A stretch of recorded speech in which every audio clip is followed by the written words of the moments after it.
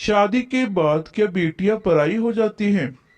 पति 2 दिन के लिए ऑफिस के काम से दूसरे शहर जा रहा था, तो पत्नी से बोला कि चलो, तुम्हें तुम्हारे मायके छोड़ देता हूँ। अकेले यहाँ घर में रहकर क्या करोगी? और तुम बहुत डरपोक भी हो। वह खुशी खुशी तैयार हो गई। मायके के घर का दरवाजा खुला था।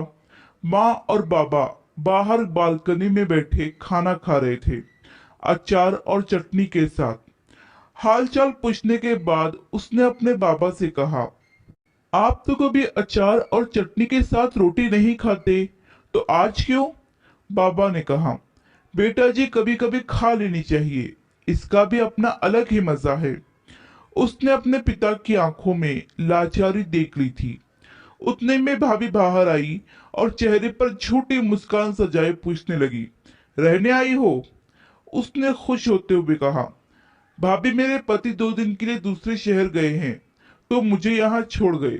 भाभी कहने लगी, बैठो, तुम्हारे लिए चाय और पानी लेकर आती हूँ। वह भी अपने माता पिता के खाए हुए बर्तन समेटने लगी और कहने लगी कि मैं भी भाभी की मदद कर देती हूँ और साथ ही भैया से भी मिल लूंगी। यह कहते हुए वो अंदर चली गई। बर्तन किचन में रख कर वो भाई के कमरे की ओर चल पड़ी, तो उसे भाई और भाभी की बातों की आवाज सुनाई दी। भाभी भैया से कह रही थी, तुम्हारी बहनें बिया कर तो गई हैं, लेकिन अम्मा बाबा की चौखट न छोड़ी अभी तक।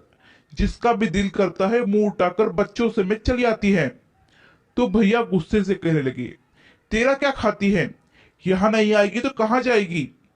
तो भाभी ने भी दंड दनाते हुए कहा, बस, अब मुझसे नहीं होती तुम्हारे खानदान वालों की सेवा। तुम्हारे माँ बाप को संभालती हूँ, उन्हें खाना देती हूँ, यही एहसान समझो। भैया और भाभी की बातें सुनकर वह सन्न रह गई। उसकी आवाज तो उसके मुंह में ही दबकर रह गई और वह उल्टे पांव वापस होने लगी। थोड़ी देर बाद फोन पर झूठ मूठ की बात करते हुए बाहर निकली। अच्छा माँ जी, आप लोग आए हैं गांव से? पहले ही बता देते तो मैं मायके नहीं आती। अच्छा, आप परेशान ना हो, ऐसा करे, आप तब तक वहां पड़ोस के घर में बैठे, मैं अभी आती हूँ। माँ बाबा ने देखा तो आश्चर्यचकित होकर पूछने लगे, बेटा क्या हुआ? अभी आई थी और अभी जा रही हो? कहने लगी, नहीं माँ बाबा, मेरी सासू माँ और ससुर जी आए हैं, उन्हें ऐसे कैसे छोड़ दूं? अभी जाती हूँ, फिर कभी आ जाऊंगी। आप दोनों अपना ख्याल रखिएगा। अपने आंसुओं को दबाते हुए वह अपने माता पिता से मिली और बोझल कदमों के साथ खुद को हौसला देते हुए अपने घर को वापस चली गई।